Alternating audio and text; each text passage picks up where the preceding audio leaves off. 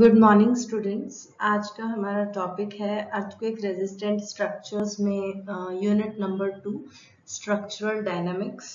इसमें हम various type of loads and dynamic loads के इक्विलिब्रियम के बारे में स्टडी करेंगे। So first of all, what are the loads? Loads होते क्या हैं? The loads coming on the structures are basically of two types. One is static load and another is dynamic load. Static load और dynamic दो तरीके के load हम consider करते हैं structures के बारे में. Static load क्या है? It is a load that does not change over time. ये वह लोड है जो समय के साथ में जो परिवर्तित नहीं होता है। देन हमारा नेक्स्ट है for example dead loads and impose loads of furniture, surface finishing loads and snow loads etcetera. उसके लिए these are the like static loads and after that, the live loads of people and erections loads are also considered as static while analyzing structures. So these are the static loads which does not change with time. They are like stationary in their value. Another in their pattern and value. Another is dynamic loads या गतिकी load. ये जो loads हैं these vary with the time and that's why they are known as dynamic loads. For example, wind loads, moving loads, machine vibrations, impact loads, blast loads, etc.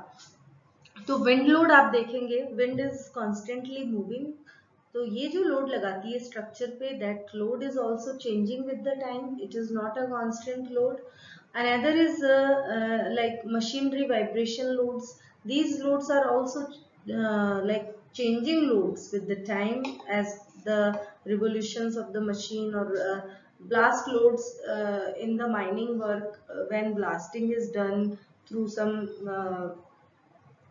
then that blast load imposed on that area is also a dynamic load which is changing with time. So there are two types of load, and then dynamic loads are furtherly divided into two categories. इनको आगे दो भागों में फिर बांटा जाता है. एक है आपका पीरियोडिक लोड्स एंड दूसरा है non periodic loads. Periodic loads are caused due to periodic nature of vibrations and the motion repeat itself after equal interval of time. जो पीरियोडिक लोड हैं ये डायनामिक लोड में भी वह लोड हैं जो समय के साथ परिवर्तित होते हैं, लेकिन after a period of time वह इनका रिसाइकिल चलता रहता है, रोटेट करता रहता है वापस, यानी इनका जो मोशन है that repeat itself after a certain time. तो फॉर एग्जाम्पल जैसे कि रोटेटिंग मशीन पार्ट्स, तो इस तरीके के रोटेशंस हैं उसमें, तो वह सर्टेन समय के टाइम के बाद वापस रोटेशंस और लोडिंग आपका कंटिन्यू हो जाएगा. Vibrations of pipeline structures, pipelines में के थ्रू जो वाटर करंट जा रहा है या इस तरीके का कुछ, तो उसमें जो लोड्स लग रहे हैं, स्टेडी फ्लो हो रहा है जैसे कि पाइपलाइन के अंदर, तो वह जो लोड लगा रहे हैं आपकी उस पे पाइपलाइन पे, वो भी एक तरीके का पीरियोडिक डायनामिक लोड है. सो पीरियोडिक डायनामिक लोड को बेसिकली आप जो साइन का हमारा साइन वेव का शो होता है, अप एंड डाउन, उस तरीके से इसका रोटेशन चलता है जिसमें हर इंटरवल के बाद आपका साइकिल रिपीट होता है. नॉन पीरियोडिक लोड्स जो हैं, these are loads which do not follow any particular pattern. इनका पीरियोडिक लोड्स की तरह कोई पैटर्न पर्टिकुलर नहीं होता. These are like arbitrary dynamic loads which are not time dependent, which are not pattern dependent. ना तो इनका पैटर्न फिक्स होता है ना टाइम फिक्स होता है. These are like changing over the time. For example, the best example and simple is earthquake loads, because these are unidentified, non-calculated loads which are very arbitrary. And blast induced load, blasting में भी those loads are also not under our control and we can't repeat those loads in a specified load. So and दूसरा water current generated impact loads like tsunami etc. These are also non-periodic dynamic loads. इसमें आपके 6 coordinates है, तो degree of freedom is 6. Then sometimes the mass have freedom to move only in certain directions. Because आपका कोई structure है या मास है that can be restrained, वो कहीं और से बंधित हो सकता है, तो वह हर डायरेक्शन में मूवमेंट के लिए हो सकता है कि उसको नहीं मिले, कंस्ट्रेंट रहे, उस कंडीशन में उसके कोऑर्डिनेट्स लेस देन 6 हो सकते हैं. फॉर एग्जाम्पल आप यहाँ देखेंगे इसमें डायग्राम में there are 3 figures. One is first figure is this shows a single mass fixed with a spring. This mass is single degree of freedom system, क्योंकि ऊपर से ये फिक्स्ड है, नीचे सिर्फ इस एक डायरेक्शन में ये रोटेशन के अलोंग मूवमेंट शो कर रहा है, तो इसकी डिग्री ऑफ फ्रीडम 1 है. दूसरा आप देखेंगे there is a spring. Spring में आप 2 स्प्रिंग लगी हुई है, दोनों ऊपर से फिक्स्ड हैं, और ये स्प्रिंग्स अप एंड डाउन में एक्स डिस्प्लेसमेंट भी शो कर सकती है और रोटेशन भी शो कर सकती है, तो there degree of freedom is 2. Another third example जो है हमारा, इसमें ये एक स्ट्रक्चर बना हुआ है जिसके कॉलम फिक्स्ड हैं और 1 2 3 4 5 that is m1 m2 m3 m4 m5 ये इसके मासेस हैं, जिनको हम किसी स्टोरी बिल्डिंग की तरह ट्रीट कर सकते हैं, स्टोरी बिल्डिंग के फ्लोर की तरह ट्रीट कर सकते हैं. तो इफ वी कैन कॉल कि इस आपके स्ट्रक्चर में मूवमेंट कहाँ अलाउड हो सकता है, तो नीचे से आपका फिक्स है. अगर लोड इसमें किसी एक हॉरिजॉन्टल डायरेक्शन में जिसमें लोड लग रहा है, तो ये सिर्फ अपनी किसी एक पर्टिकुलर डायरेक्शन जो है आपको दिख रही है x1 x2 x3 x4 and x5 के अलोंग डिस्प्लेसमेंट शो करेगा. तो और इसका जो डिग्री ऑफ फ्रीडम होगी वह इन सब का योग होगी. तो इसमें डिग्री ऑफ फ्रीडम कितनी हो गई, 5 डिग्री ऑफ फ्रीडम हो गई, बिकॉज अलोंग द 5 फ्लोर्स इसमें हॉरिजॉन्टल डिस्प्लेसमेंट या मूवमेंट हो रहा है, ट्रांसलेशनल मूवमेंट बेसिकली हो रहा है. तो इस स्ट्रक्चर की डिग्री ऑफ फ्रीडम कितनी हो गई, 5 हो गई. We discussed about dynamic equilibrium.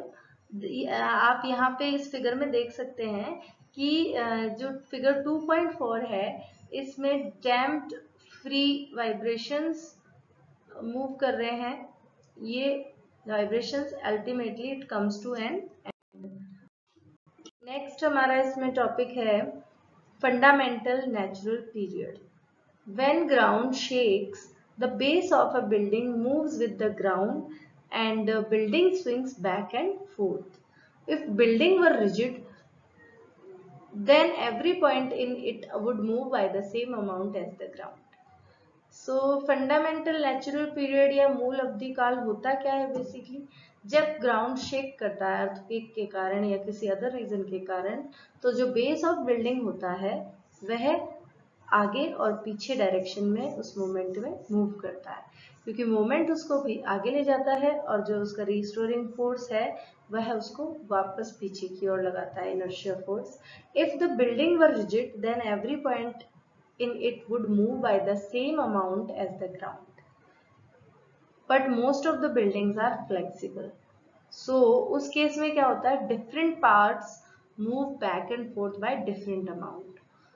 अगर आपकी पूरी बिल्डिंग एक साथ ही बैक एंड फोर्थ आगे पीछे मूव करेगी तो उसमें उतना नुकसान नहीं होगा, कोलैप्स नहीं होगा इतना इजीली इन कंपैरिजन टू कि आपकी बिल्डिंग फ्लेक्सिबल है और उसके अलग अलग पार्ट्स अलग अलग मूवमेंट कर रहे हैं. उस केस में उनके जॉइंट्स के थ्रू फेलियर हो जाता है और कोलैप्स ऑफ द बिल्डिंग हो जाती है.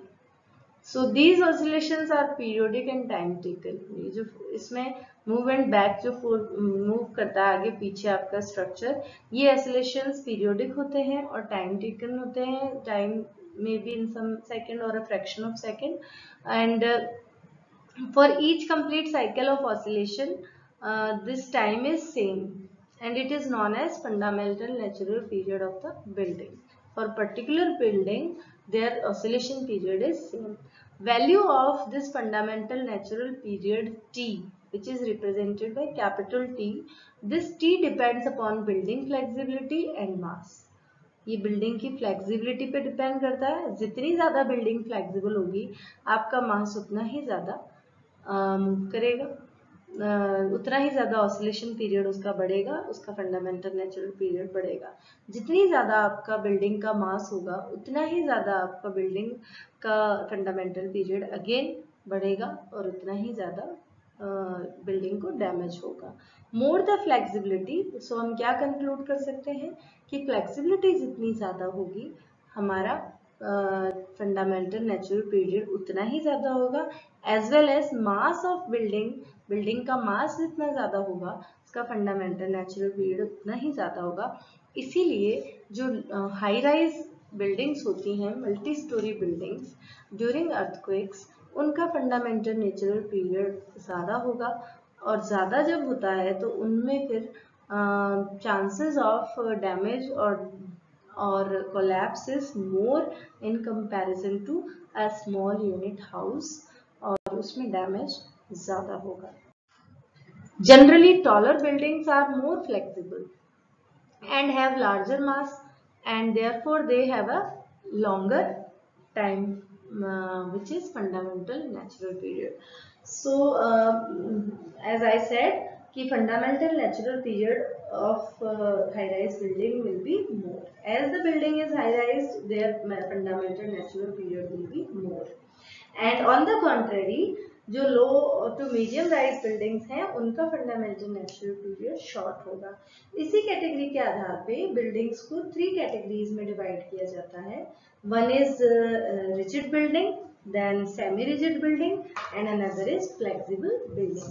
तो जो रिजिड बिल्डिंग्स होती हैं, उनका fundamental natural period generally consider किया जाता है लेस देन 0.3 सेकेंड।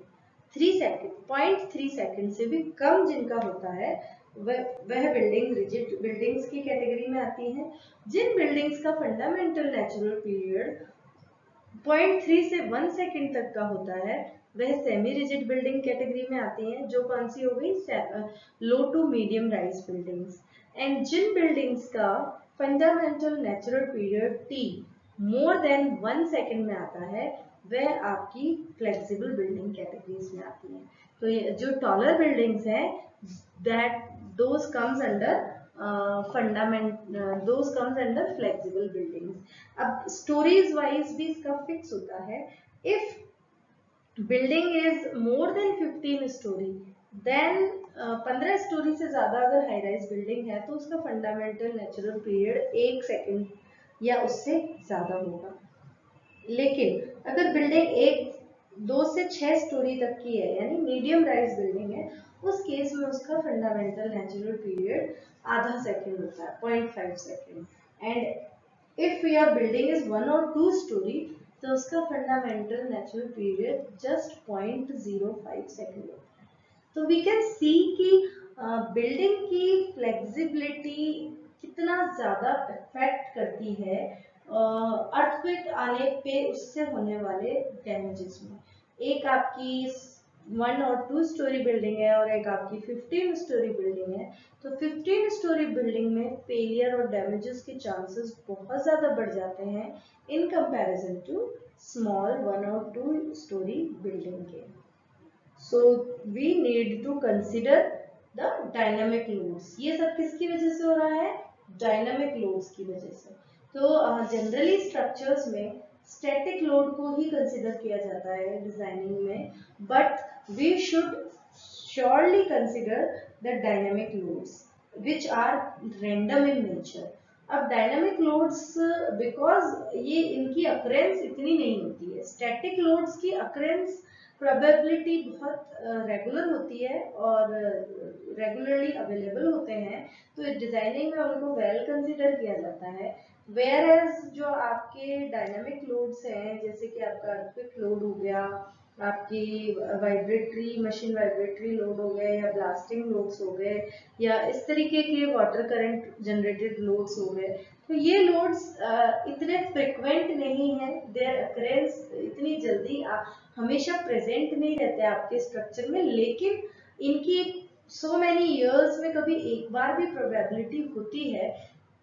अगर इन आते हैं तो इनकी वजह से जो डैमेज होते हैं those are devastating for the structure and completely they can collapse the structure. So structural dynamics में we need to consider those dynamic loads very efficiently और उनको consider करके ही we can prepare the resistant structures in true meaning. Thank you.